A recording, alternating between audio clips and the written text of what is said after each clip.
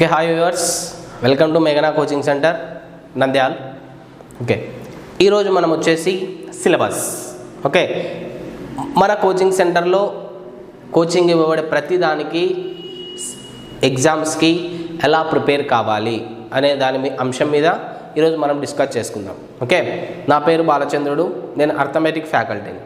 Okay, arithmetic ఏ ఎగ్జామ్స్లో వస్తుంది, ఏ దాంట్లో ఎన్ని అడుగుతారు, అసలు ఏ చాప్టర్స్ ప్రిపేర్ కావాలి అనే దాని మీద ఈరోజు మనం డిస్కస్ చేసుకుందాం. Okay, first of all SI and police constable.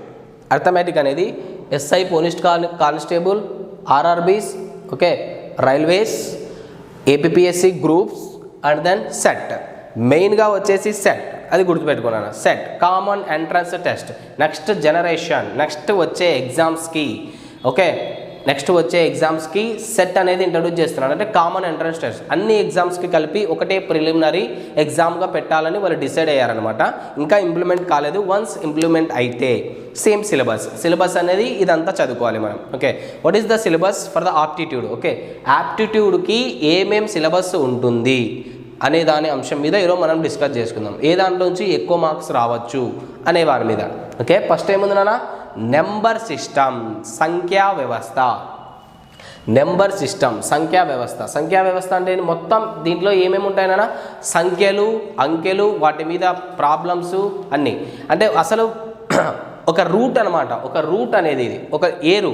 అంటే ఏరు నుంచి మొత్తం చెట్టు ఎలా అయితే వస్తుందో వీటన్నిటికీ ఇది బేస్ అనమాట. నెంబర్ సిస్టమ్ అనేది బేస్. ఓకే, సంఖ్యా వ్యవస్థ అనేది బేస్. మొత్తం చిన్న చిన్న టైప్స్. అంటే ఒక క్వశ్చన్ ఇచ్చినప్పుడే సింప్లిఫై చేయాలంటే ఏమేమి తెలిసిండాలి అంటే సింప్లిఫికేషన్, సూక్ష్మీకరణ. దానికి యూజ్ చేయాలంటే మనం ఏం చేస్తామన్నా? వి బోర్డ్మస్. ఓకే, వి బోర్డ్మస్ అనే దాన్ని యూజ్ చేస్తాం. నెక్స్ట్ తర్వాత దీంట్లో ఏమేమి ఉంటాయి? Decimals, fractions, types of numbers, rational numbers, irrational numbers, అన్నీ చిన్న చిన్నవన్నీ వస్తాయి. బేసిక్ క్యాలిక్యులేషన్స్ అంతా దీంట్లో వెళ్ళిపోతుంది. మెయిన్గా దీంట్లో ఇంపార్టెంట్ ఏంటంటే BODMAS, problems are numbers and LCM and HCF. Okay, LCM and HCF, కాసాగు గాసాబా అనేది మెయిన్ ఇంపార్టెంట్. ఈ చాప్టర్ నుంచి మ్యాక్సిమం నెంబర్ ఆఫ్ క్వశ్చన్స్ని కవర్ చేయడానికి ఆస్కారం ఉంది నాన్న. ఎందుకంటే హెవీ సిలబస్ అనమాట. నెంబర్ సిస్టమ్ అనేది హెవీ, ఎక్కువ టాపిక్స్, అంటే సబ్ టాపిక్స్. దీంట్లో number of sub topics nearly 10 or 15 అట్లా ఉన్నాయన్నమాట. నెంబర్ ఆఫ్ సబ్ టాపిక్స్ ఉన్నాయి కాబట్టి ఈచ్ సబ్ టాపిక్ నుంచి ఒక క్వశ్చన్ పడినా మనకి సరిపోతుంది. ఎందుకంటే ఎస్ఐ పోలీస్ కానిస్టేబుల్స్లో ప్రిలిమ్స్లలో వచ్చేసి యాప్టిట్యూడ్ అండ్ రీజనింగ్ కంబైన్డ్గా 100 మార్క్స్ ఉంటుంది నాన్న. 100 మార్క్స్ని టచ్ చేయాలి. ఒక రీజనింగ్ ఒక 30 మార్క్స్ ఆర్ ఎల్స్ 40 మార్క్స్ తీసుకున్నా, లేదు హాఫ్గా 50-50 తీసుకున్నా మనకు ఉండే చాప్టర్స్ ఇక్కడ 14, ఒక 7, టోటల్ 21. ఒక్కొక్క దాని నుంచి ఖచ్చితంగా 2 అంటే కొన్ని చిన్న ఉన్నాయి. ఇప్పుడు పర్సంటేజ్ ఉంది, చిన్న చాప్టర్స్. అంటే వాటి నుంచి ఒక క్వశ్చన్ వేసినా ఇంకొక క్వశ్చన్ జోలికి పోవాలి అంటే టచ్ చేసే చాప్టర్ ఏదైనా ఉందంటే అది నెంబర్ సిస్టమ్, సంఖ్యా వ్యవస్థ. ఓకే, ఇటువంటి దానిలో ఎక్కువ టచ్ చేస్తుంటాడు కాబట్టి nearly that is minimum 5 to 10 marks. 5 to 10 marks వచ్చేసి నెంబర్ సిస్టమ్, సంఖ్యా వ్యవస్థ నుంచి అడగచ్చు నాన్న. This is the base for the whole. ఒక చిన్న క్యాలిక్యులేషన్స్ ఎలా చేయాలి అనేదంతా దీంట్లో ఉంటుంది. Next move to the ratio and proportion. Next వచ్చేసరికి నిష్పత్తి మరియు అనుపాతం. నిష్పత్తి అంటే ఏంటి, అనుపాతం అంటే ఏంటి అంటే రెండింటి మధ్యలో రిలేషన్ని తెలపడానికి. అంటే ఇది కూడా ఒక బేస్ చాప్టర్ అనమాట. దీనికి సంబంధం అయితే ఉండదు.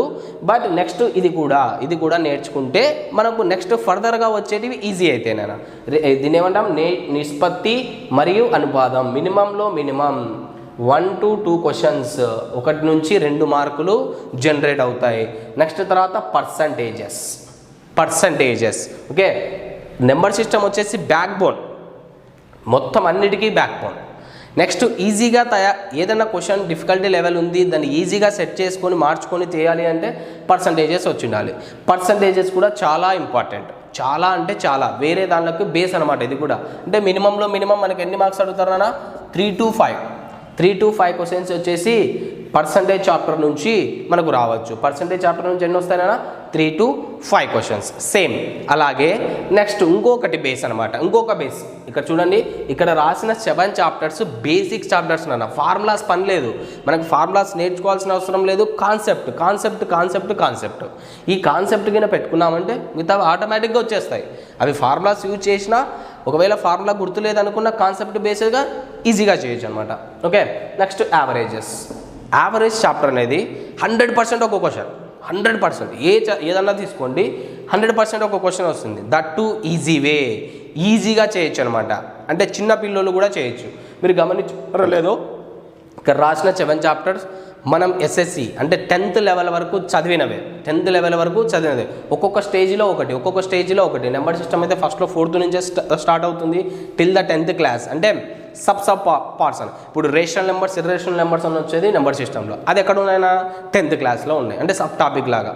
అట్లా నేను నెంబర్ సిస్టమ్ మీకు చెప్పాను అంటే, నెంబర్ సిస్టమ్ని కవర్ చేశాను అంటే 4th నుంచి 10th వరకు గల ఎస్ఎస్సి సిలబస్ మొత్తం కవర్ చేసేస్తాను. అంటే ప్రతి సబ్ టాపిక్ని ఎలాబొరేట్ చేసి నీట్గా చెప్పేస్తాను. సేమ్ రేషియో ప్రపోర్షన్ అనేది మీకు 6th క్లాస్లో వస్తుంది విత్ కాంబినేషన్ ఆఫ్ మిక్చర్స్ అని వస్తుంది. నిష్పత్తి మరియు అనుపాతాలు రాకుండా నిష్పత్తి మిశ్రమాలు అని నీకు 6th క్లాస్లోనే వచ్చి ఉంటుంది నాన్న. అలా ఇవన్నీ మనం చిన్నప్పుడు చదువుకునేటివి. యావరేజెస్ అనేది సింపుల్గా చేయొచ్చు, కాన్సెప్ట్ ఓరియంటెడ్. నెక్స్ట్ దానికి లింకింగ్గా ఏజెస్ ఉంటుంది నాన్న, లింకింగ్గా ఏజెస్. ఇది అర్థమైందంటే ఏజెస్ ఆటోమేటిక్గా అర్థమవుతుంది. బట్ ఇంగ్లీష్ మీడియం వాళ్ళకు కొన్ని పదాలు తెలిసి ఉండాలి. ఆ పదాలను కింద మీరు పట్టుకుంటే ఈజీగా జనరేట్ చేయొచ్చు. ఓకే, ఈ రెండింటిని గురించి యావరేజెస్ అండ్ ఏజెస్ రెండింటిని కంబైన్డ్గా 2 to 3 మార్క్స్ రావచ్చు. 2 కంబైన్డ్గా 2 to 3 మార్క్స్ రావచ్చు. Next one what is that? Percentages, భాగస్వామ్యం. భాగస్వామ్యం అంటే ఒక పర్సన్ ఇంత డబ్బులు పెడుతున్నాడు, ఇంకొక పర్సన్ ఇంత డబ్బులు పెడుతున్నాడు అంటే వాళ్ళు డబ్బులు పెట్టే రేషియో గురించి మాట్లాడతాడు. అంటే మళ్ళీ ఆడిపోతున్నాం నాన్న, నిష్పత్తి అనుపాతం దగ్గరికి పోవాలి. అంటే ఈ బేస్ చాప్టర్ నేర్చుకుంటే నీకు ఇది కూడా ఈజీగా అయిపోతుంది. దీంట్లో ఉండే క్యాలిక్యులేషన్స్ ఎక్కడ వస్తాయి? నెంబర్ సిస్టంలో అన్నీ చేసేస్తాం. ఇది ఒక చిన్న చాప్టర్ అన్న, చిన్న చాప్టర్ అంటే 2 టాపిక్స్ ఉంటాయి అనమాట. 2 ఉంటాయి అంటే 2 దానికోసం మనకు మా అంటే వస్తే 1 మార్క్, ఆర్ఎల్స్ నో మార్క్స్. ఓకే, వస్తే 1 మార్క్, లేకుంటే ఆ మార్క్ కూడా రాకపోవచ్చు. దానిలో బదులు వేరే చాప్టర్లో పడవచ్చు. నెక్స్ట్ తర్వాత alligation mixture sub topic of ratio and proportion. Ratio ప్రపోర్షన్కి అటాచ్ ఆ మోడల్స్లో క్వశ్చన్స్ ఉంటాయి. బట్ ఇంపార్టెంట్ ఈ మెథడ్కి మనం నేర్చుకున్నాము అంటే, ఈ అలగేషన్ మిక్చర్ మిశ్రమాలు అనేది నేర్చుకున్నామంటే మనకి ఏదన్నా క్వశ్చన్ టఫ్ అనిపించింది, ఫర్ సపోజ్ ఫార్ములా ఉంది, క్వశ్చన్ టఫ్ ఉంది, క్యాలిక్యులేషన్ పార్ట్ ఎక్కువ అవుతుంది అంటే ఏజెస్లో కానీ, యావరేజెస్లో కానీ, పర్సంటేజెస్లో కానీ, ప్రాఫిట్ అండ్ లాస్లో కానీ, సింపుల్ ఇంట్రెస్ట్, కాంపౌండ్ ఇంట్రెస్ట్లో కానీ మనకు టఫ్ అనిపిస్తుంది అంటే వెంటనే ఆ క్వశ్చన్ని ఈ కాన్సెప్ట్లోకి మనం అనువదించుకోవాలి. అంటే చేంజ్ చేసుకోగలిగితే 100% రిజల్ట్. అంటే ఫాస్ట్ క్యాలిక్యులేషన్ అనమాట. అన్నీ ఇలా ఉంటాయి అనమాట. మిడిల్లో ఒక నెంబర్ తీసుకొని ఇటు సైడ్ ఒక నెంబర్ కింద రేషియోస్ జనరేట్ అవుతాయి. ఈజీ వేలో చేయొచ్చు అనమాట. అంటే ఇవన్నీ 7 మనకి బేసిక్ చాప్టర్స్. ఇప్పుడు చూడండి దీంట్లోంచి ఎన్ని మార్క్స్ వస్తాయనుకుంటే, మార్క్స్ అయితే మనం ఈజీగా గెస్ చేయొచ్చు నాన్న. 1 to 3 మార్క్స్, 1 నుంచి 3 మార్క్స్ చాప్టర్ ఓరియంటెడ్గా వస్తాయి. మనం మామూలుగా ఎగ్జామ్ ఓరియంటెడ్గా చూసుకుంటే ఇప్పుడు రేషియో ప్రపోర్షన్స్లో వచ్చిన దీంట్లోంచి వచ్చినట్టే, పర్సంటేజ్ వచ్చిన దీంట్లోంచి వచ్చినట్టే, యావరేజెస్లో వచ్చిన దీంట్లోంచి వచ్చినట్టే మనం ఈజీగా కన్వర్ట్ చేసుకొని చేస్తాం కదా నాన్న. అలా అంటే ఏ దాంట్లోంచి వచ్చినా దీంట్లోంచి వచ్చినట్టే మనం అనుకుంటాం. అంటే దీనికి మినిమంలో 3 మార్క్స్ 100% ఉంటాయి. నెక్స్ట్ ఇక్కడ నుంచి ఇక్కడికి మూవ్ అవుతున్నాం నాన్న. నెక్స్ట్ ఇక్కడ నుంచి ఇక్కడికి మూవ్ అవుతున్నామంటే కొంచెం మనకు చదవాల్సినది పెరుగుతుంది. ఇక్కడంతా concept oriented. What is the way అన్నట్టు. ఇక్కడ నుంచి ఇక్కడికి నెక్స్ట్ మిగతా 7 చూస్తే కొంచెం కాన్సెప్ట్స్ పెరుగుతున్నాయంటే మీనింగ్ ఏంటి? ఫార్ములాస్ వస్తున్నాయి. అంటే ఫార్ములాస్ లేకుంటే కొంచెం మనం చెయ్యలేము. కొన్నిటికి బేసిక్ ఫార్ములా అన్న రావాలి. అసలు ఇక్కడ ప్రాఫిట్ అంటే ఏంటో తెలిసి ఉండాలి. అంటే కొనాలి, అమ్మాలి, ఆ రెండింటి మధ్యలో తేడా వచ్చినప్పుడు ఎప్పుడు లాభం తీసుకోవాలి, ఎప్పుడు నష్టం తీసుకోవాలి, ఆ కాన్సెప్ట్స్ తెలిసి ఉండాలి. ప్లస్ ఫార్ములాస్ కూడా రావాలి. నాకు ఫార్ములాస్ నేర్చుకున్నాను, ఎలా అప్లికేషన్ మెథడ్ కూడా వచ్చి ఉండాలి. అప్లికేషన్ మెథడ్ చేస్తుంటే నాకు పెద్దగా అవుతున్నాయి. అప్పుడు క్వశ్చన్ ఏదైనా తీసుకొస్తాం, పర్సంటేజ్లోకి మారిస్తే ఫ్రాక్షన్ ఆఫ్ సెకండ్స్లో ఆన్సర్స్ వచ్చేస్తాయి అనమాట. ఓకే, నెక్స్ట్ ప్రాఫిట్ అండ్ లాస్లోంచి మంచి చాప్టర్ కాబట్టి 3 to 5 marks. Okay, 3 to 5 marks ఈజీగా వస్తాయి నాన్న. నెక్స్ట్ తర్వాత simple interest and compound interest. బారు వడ్డీ మరియు చక్రవడ్డీ.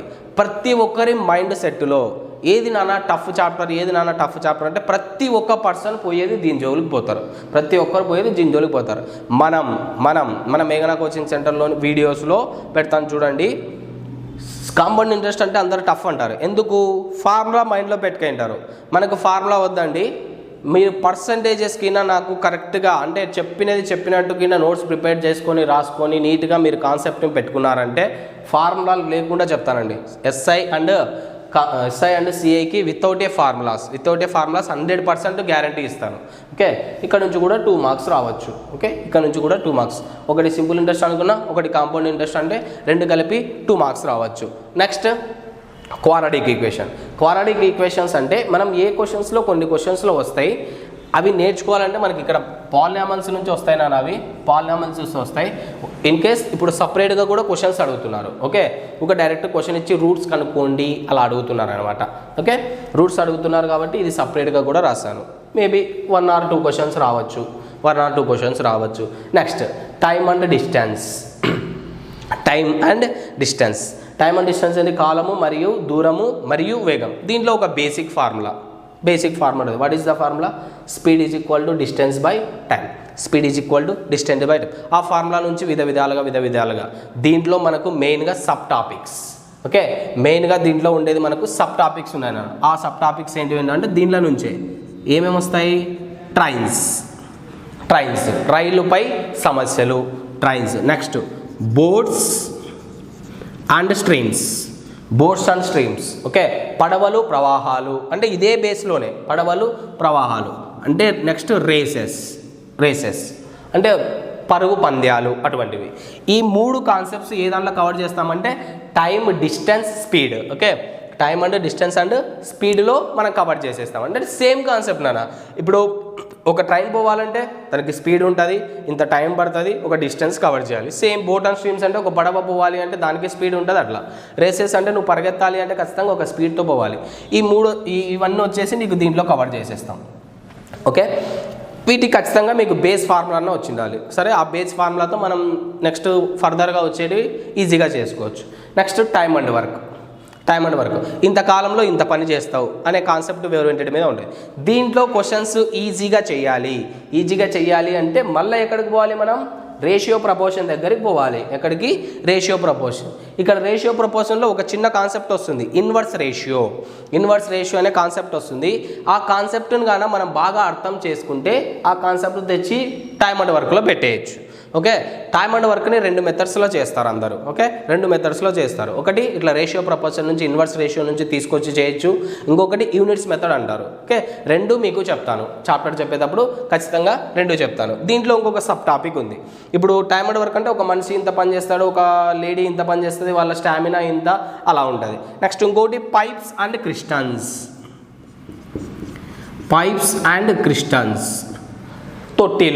తొట్లు అంటారు. అంటే దాని మీద బేస్ మీద కుళాయిలు మరియు తొట్టిలు. అంటే ఒక కుళాయి ఏ అనే కుళాయి ఈ తొట్టిని 20 మినిట్స్లో ఫిల్ చేస్తుంది, 30 మినిట్స్లో ఎంటీ చేస్తుంది. అటువంటి క్వశ్చన్స్. అంటే ఇది కూడా దీనికి పైప్స్ అండ్ క్రిస్టన్స్ అనేది టైమ్ అండ్ వర్క్కి సబ్ టాపిక్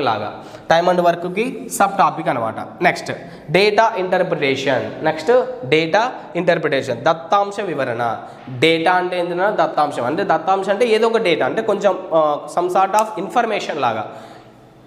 డేటా ఇంటర్ప్రిటేషన్ అంటే డైరెక్ట్గా వాల్యూస్ అనేది ఉండవు, మనం జనరేట్ చేసుకొని వాడు ఇచ్చిన క్వశ్చన్స్కి మనం ఆన్సర్ చేయగలగాలి. డేటా ఇంటర్ప్రిటేషన్ అంటే మనకు డైరెక్ట్గా పైన వాడు చెప్పన్నా ఇది డేటా ఇంటర్ప్రిటేషన్ అని మనకు కొన్ని చార్ట్స్ చూపిస్తాడు. అంటే చార్ట్స్ అంటే ఇన్ఫర్మేషన్ అనేది ఇస్తుంటాడు. ఏమేమి ఉంటాయినా దీంట్లో? బార్ గ్రాఫ్ అనేది వింటాం. Okay, bar graph. నెక్స్ట్ టేబుల్గా ఇస్తాడు. నెక్స్ట్ లైన్ గ్రాఫ్ అంటారు. Okay, line graph, bar graph, table data, లేకుంటే పై చార్ట్ అంటాం. ఓకే, లేకుంటే పై చార్ట్ అంటాం. పై చార్ట్ అంటే ఏం లేదన్నా ఒక రౌండ్ ఇచ్చి 100% ఈక్వల్ చేసుకొని అలా చేసేది, లేకుంటే 360 degrees తీసుకొని చేసేది. నెక్స్ట్ ఇప్పుడు కొత్తగా ఇస్తున్నాడు ఎగ్జామ్స్లో కేస్లెట్ అని కొత్త పదం. కేస్లెట్ అంటే ఏం లేదన్నా మొత్తం అక్కడ ఉండే టేబుల్ ఆర్ డి అంటే ఇప్పుడు ఏకి సంబంధించిన వరుసగా ఇస్తారు టేబుల్ అంటే, ఇప్పుడు కేస్లెట్లో అలా ఇవ్వకుండా ఏకి సంబంధించిన ఏదంతా ఒక మ్యాటర్ లైక్ ప్యాసేజ్, ఒక ప్యాసేజ్ లాగా నీకు ఇస్తాడు. ఆ ప్యాసేజ్ని మనం కన్వర్ట్ చేసుకొని దాన్ని ఒక కేస్లెట్ అంటే ఒక డేటాగా మనం ప్రిపేర్ చేసుకొని కింద ఉన్న వాటికి ఆన్సర్స్ ఇవ్వాలి. కింద ఉండే క్వశ్చన్స్ ఏ దాని బేస్ మీద ఉంటాయినా మళ్ళీ ఎక్కడికి పోవాలి, నెంబర్ సిస్టంలో చిన్న చిన్న calculations, next averages, percentage. Most of the questions depend upon ratio, percentage, average. ఈ మూడింటి మీదనే ఉంటాయి. ఈ 3 కాన్సెప్ట్స్ కింద పెట్టుకుంటే ఆటోమేటిక్గా డేటా ఇంటర్ప్రిటేషన్ అనేది సెట్ అవుతుంది. మెయిన్ డేటా ఇంటర్ప్రిటేషన్ బ్యాంక్ వాళ్ళకి బాగా ఉంటుంది. నెక్స్ట్ ఎవరైనా గ్రూప్స్కి ప్రిపేర్ అయ్యే వాళ్ళు ఉంటే 1 ఆఫ్ ద పేజ్ అంటే ఒక గ్రూప్ 4లో చాలా మార్క్స్ అనేది డేటా ఇంటర్ప్రిటేషన్ నుంచి చాలా మార్క్స్ వస్తున్నాయి నాన్న. నెక్స్ట్ ఇప్పుడు మన పోలీసు, కానిస్టేబుల్, ఆర్ఆర్బీ, పోస్టల్ దాంట్లోకైతే మినిమంలో మినిమం 5 to 10 ఏముంది, ఒక పై చార్ట్ పడిందంటే 5 మార్క్స్, 2 పడినాయంటే 10 మార్క్స్, అట్లా ఏదో ఒకటి ఇస్తున్నారు నాన్న. ఒక ఎగ్జామ్ లెవెల్ని టఫ్నెస్ చేయాలంటే 100% డేటా ఇంటర్ప్రిటేషన్ జోలికే వెళ్ళిపోతారు. ఇప్పుడు చూడండి, మీరు పర్సంటేజెస్ నేర్చుకున్నారంటే 1 or 2 or 3 or 5 marks generate చేయొచ్చు. ఓకే, ఒక డేటా ఇంటర్ప్రిటేషన్ని వాడు ఇంట్రడ్యూస్ చేశాడంటే మీరు ఖచ్చితంగా ఈ 3 టాపిక్స్ని టచ్ చేస్తాడు. 3 టాపిక్స్ని టచ్ చేసే క్వశ్చన్స్ ఉంటాయి అన్నమాట. నెక్స్ట్ డేటా సఫిషియన్సీ అంటే ఇచ్చిన సమాచారం సరిపోదా. మనకు దీంట్లో క్వశ్చన్కి ఆన్సర్ చేయాల్సిన అవసరం లేదన్న, ఎంత అనే పదాలు ఉండవు. చెయ్యొచ్చా చేయలేమా ప్రకటనలని కింద ఉంటాయి. ఫస్ట్ దాంతో మనం ఆన్సర్ చేయొచ్చా స్టేట్మెంట్స్లో, సెకండ్ దాంతో చేయొచ్చా, 2 కలిపి చేయొచ్చా, 2 కలిపినా ఆన్సర్ చేయలేమా, లేకుంటే ఒకటి దాంతో మరియు రెండవ దాంతో సపరేట్గా చేయొచ్చా అనే క్వశ్చన్ ఉంటుంది. మనకు అసలు చాలా ఈజీ నాన్న. డేటా సఫిషియన్సీ అందరు కష్టం అనుకుంటారు. అంటే ఇప్పుడు బయట వాళ్ళకు తెలియదు అసలు ఎలా చేయాలి ఇవని. అంటే దీంట్లో ఏం లేదు, క్వశ్చన్కి ఆన్సర్ చేయొచ్చా చేయలేమా అనేది అడుగుతున్నాడు. దీంట్లో కాన్సెప్ట్స్ ఏముంటాయి, whole the concepts before that of this is the 14th one కదా, 12th వరకు ఏ టాపిక్స్ అయితే డిస్కస్ చేసుకున్నామో 12 టాపిక్స్కి వచ్చేసి దీంట్లో వేసేస్తాడు. డేటా సఫిషియన్సీలో ఆ 12 టాపిక్స్లో ఏదైనా అడగచ్చు అనమాట. ఓకే, ఇదంతా యాప్టిట్యూడ్ గురించి సంబంధించినది. పైన రాసిన మన ఎగ్జామ్స్ అన్నిటికీ సంబంధించినది. నెక్స్ట్ దీన్ని అడ్వాన్స్ మ్యాథ్స్ అంటాం. ఓకే, అడ్వాన్స్ మ్యాథ్స్ అంటే మనం ఇవి కూడా చిన్నప్పటి నుంచే చదువుకున్నట్టువేనా. నెక్స్ట్ వీటితో కూడా ఖచ్చితంగా మనకు యూజ్ ఉంటుంది. ఓకే, వీటిలో మోస్ట్ ఆఫ్ ద క్వశ్చన్స్ ఎక్కడి నుంచి వస్తాయి అంటే అది 100% మెన్సురేషన్ అనే చెప్పేయచ్చు. మెన్సురేషన్ అంటే ఏంటన్నా, క్షేత్రమితి. 100% మెన్సురేషన్లోని ఖచ్చితంగా 5 to 8 మార్క్స్ వస్తాయి నాన్న. 5 to 8 మార్క్స్ వస్తాయి. ఎందుకంటే నెంబర్ ఆఫ్ సబ్ టాపిక్స్ ఎక్కువ. ఇప్పుడు స్క్వేర్ కానీ, రెక్టాంగిల్ కానీ, సర్కిల్ కానీ అలా తీసుకుంటూ పోతే సబ్ టాపిక్స్ ఎక్కువ. ఇక్కడ చూడండి, దీంట్లో కూడా సబ్ టాపిక్స్ ఎక్కువ కాబట్టి నెంబర్ ఆఫ్ క్వశ్చన్స్ దీంట్లోంచి పడుతున్నాయని చెప్పాను. ఏ దానికైతే సబ్ టాపిక్స్ ఎక్కువ ఉంటాయి దాంట్లోంచి మ్యాక్సిమం మార్క్స్ రావడానికి ఆస్కారం ఉందన్నమాట. ఇప్పుడు మెన్సురేషన్ అంటే క్షేత్రమితిలోంచి మనకి ఎన్ని మార్క్స్ వస్తున్నాయి, 5 to 8 మార్క్స్. ఇప్పుడు దీంట్లో ఏమేమి ఉంటాయి, అన్ని క్లోజ్డ్ ఫిగర్సే ఉంటాయి. ఇప్పుడు ఒకవేళ ఓపెన్ ఫిగర్, ఇప్పుడు స్క్వేర్ తీసుకున్నాం, అది ఒక క్లోజ్డ్ ఫిగర్. ఓకే, ఇప్పుడు ఓన్లీ 2 లైన్సే తీసుకున్నాం, ఒక యాంగిల్ లాగా తీసుకుంటే దాన్ని ఏమంటాం. అవన్నీ నేర్చుకోవడానికి మనకి ఇది ఉందన్నమాట, జియోమెట్రీ అంటే జామెట్రీలో అవన్నీ వస్తాయి. Okay, compared to mensuration geometry is tough. జామెట్రీలో ఫార్ములాస్ ఉంటాయి నాన్న. జామెట్రీలో formulas with the help of a formulas by adding the formula by add చేసి అప్లికేషన్ తెలుసుకుంటే ఆన్సర్ చేయగలం. బట్ జామెట్రీలో ఫార్ములాస్ ఉండవు, ప్రాపర్టీస్ ఎక్కువ ఉంటాయి. ఫార్ములాస్ అండ్ ప్రాపర్టీస్ని మైండ్లో పెట్టుకొని దాని అప్లికేషన్ నేర్చుకున్నప్పుడు ఒకటే మనం జామెట్రీలో మార్క్స్ గెయిన్ చేయగలం. Okay, next trigonometry. Same trigonometry అంటే ఏంటి నాన్న, sine theta, tan theta, cos theta అవి ఉంటాయి కదా, సేమ్ అవి. వాటిల్లో ఫార్ములాస్ డిఫరెంట్ చాలా ఫార్ములాస్ ఉంటాయి. ఆ ఫార్ములాస్ అన్ని మైండ్లో బై హార్ట్ చేసుకొని అప్లికేషన్ తెలిసి ఉండాలి. మీరు ఇవన్నీ గమనించినారో లేదో, ఇక్కడ రాసినవి 100 కాదు కదా, 200% ఫార్ములాస్ రావాలి. 200% ఫార్ములాస్ రావాలి. వితౌట్ ఏ ఫార్ములా ఏమీ చేయలేం. ఓకే, టిగ్నామెట్రీలో కూడా సైన్ థీటా, కాస్ థీటా ఇవన్నీ ఉంటాయి కదా. ఇప్పుడు సైన్ థీటా అంటే ఏంటిది, ఆపోజిట్ బై హైపోటెనస్. అట్లా ఆపోజిట్ బై హైపోటెనస్ అనేది గుర్తు లేకుంటే ఏం చేస్తాం, నో యూజ్, ఏమీ చేయలేం. అలా ప్రతిదీ ట్రిగ్నామెట్రీలో ఫార్ములా బేస్డ్ అనమాట. నెక్స్ట్ ఆల్జీబ్రా, బీజగణితం. ఆల్జీబ్రా అంటే ఏంటిది? మనం చిన్నప్పటి నుంచి ఒక క్వశ్చన్ ఫాస్ట్గా మ్యాథ్స్ వస్తుందరా అంటే ఒక క్వశ్చన్ అడుగుతాం, a+b² చెప్పండి. ఆ క్వశ్చన్స్ అంటే అటువంటివి ఎక్స్కి వైకి ఒక వేరియబుల్ని స్క్వైర్ చేస్తే ఎలా, అవన్నీ మనకు ఎక్కడ చదువుకుంటాం నాన్న? ఆల్జీబ్రా అంటే బీజగణితంలో చదువుకుంటాం. Next coordinate geometry. Coordinate geometry అంటే ఒక లైన్ ఉంటుంది, okay, x axis and y axis. ఇప్పుడు ఒక లైన్ ఇలా క్రాస్ అవుతుంది అంటే ఎక్స్ యాక్సిస్ మీద ఎక్కడ టచ్ అవుతుంది, వై యాక్సిస్ మీద ఎక్కడ టచ్ అవుతుంది, వాట్ ఆర్ ద పాయింట్స్ అంటే ఆ లైన్ ఎంత డైమెన్షన్స్తో గీసినారనే క్వశ్చన్స్ పడవచ్చు. లేదు రెండు పోయినాయి లైన్స్, అవి ఏ పాయింట్ దగ్గర టచ్ అయినాయి అనొచ్చు. ఓకే, ఈ పాయింట్స్ టచ్ చేసే దాన్ని బట్టి మనం క్వాడ్రాటిక్ ఈక్వేషన్స్ను కూడా కనుక్కోగలం. Okay, next move to the పాలినామియల్స్లో రెండు టైప్స్ ఉంటాయి, అంటే లీనియర్ ఈక్వేషన్, క్వాడ్రాటిక్ ఈక్వేషన్ అలా. ఓకే, సరళ సమీకరణం, వర్గ సమీకరణం అని రెండు టైప్స్ ఉంటాయి. ఆ రెండు టైప్స్ కూడా పాలినామియల్స్లో కవర్ అయిపోతాయి. నెక్స్ట్ పాలినామియల్స్ కాకుంటే ప్రోగ్రెషన్, అంకగణితం, మధ్యగణితం అవి ఉంటాయి కదా, అవి కూడా. ఇక్కడ చూడండి, most of the questions 5 to 8 marks అనేది మెన్సురేషన్ అని చెప్పాను. నెక్స్ట్ ఈ 6 చాప్టర్స్ అన్నిటిని కలిపి కూడా మనకు మొత్తం ఇప్పుడు చూడండి, మొత్తం మనకు 50 మార్క్స్ 100 మార్క్స్ అనుకున్నాం ప్రిలిమ్స్లో. ఒక 50 రీజనింగ్ పోయినా మిగతా 50 మార్క్స్లో ఇవన్నీ మ్యాక్సిమం వస్తాయి. నీకు ఈ 6 చాప్టర్స్కి అన్నీ కలిపి కూడా 10 మార్క్స్ కూడా రావునన్నా మినిమం. ఒకవేళ వస్తే 6 to 10 మార్క్స్ ఏ దానిలోకి మొత్తం 6 చాప్టర్స్కి కలిపి 10 మార్క్స్ లోపలే వస్తాయి. అంటే మనం కాన్సన్ట్రేషన్ చేయాలి. వీటంత కాన్సన్ట్రేషన్ దీనికి అవసరం లేదు. అంటే మనకు మెయిన్గా కాన్సన్ట్రేషన్ చేయాల్సినవి ఇవి.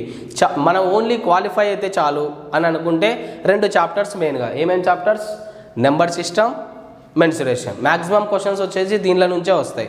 లేదు కొంచెం కాన్సెప్ట్స్ పెట్టుకుంటే మిగతావన్నీ వస్తాయి అనుకుంటే నెక్స్ట్ పర్సంటేజెస్, యావరేజెస్ అనేటివి అన్నీ ఈజీ లెవెల్లో ఉంటాయి. అవి నేర్చుకున్నామంటే ఖచ్చితంగా సక్సెస్ కాగలం. నెక్స్ట్ చాప్టర్స్ స్టార్ట్ చేసేటప్పుడు స్టెప్ బై స్టెప్ ఇప్పుడు ఇవైతే ఎలా అయితే ఉన్నాయో ఆర్డర్, సేమ్ అదే ఆర్డర్లోనే వీడియోస్ అన్నీ మీ ముందరికి తీసుకొస్తాను. ఓకే, ఈ లెవెల్లో అంటే ఇలా ప్రిపేర్డ్ అవ్వడం స్టార్ట్ చేస్తేనే మనం గెట్టిన్ కాగలం. లేదు ఏదో ఒకటి చాప్టర్ తీసుకొని ఏదో విధంగా చదివేసి గెట్టిన్ అవుదాం అనుకోవడం అమాయకత్వం. ఓకేనా?